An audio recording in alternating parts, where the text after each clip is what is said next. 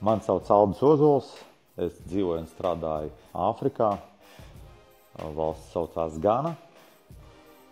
Kopš 2008. gada dzīvoju tur, un ar šo te brīnišķīgo kompāniju jau sadarbojos jau gadus 3.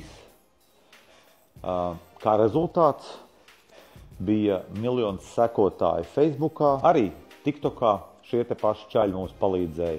TikTokā mums joprojām ir 1,1 miljonu sekotāju. Arī Instagramā viņi mums palīdzēja. Turpina palīdzēt. Mēs labprāt sadarbojamies. Katra ieguldītā monētiņa ir atnākusi atpakaļ daudzkārt. Tad, kad mēs sākām sadarboties, Jānis 2 reizes pie mums atbrauc uz Āfriku.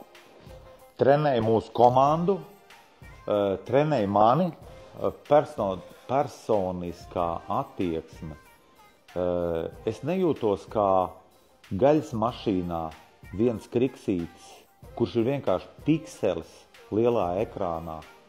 Man patīk, kad es runāju ar cilvēku, viņš skaidri zina, par kuru kontu iet runa, un atcerās visus jautājumus from day one.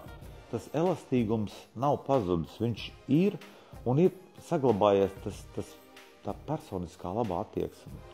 Jā, cilvēciskums, jā.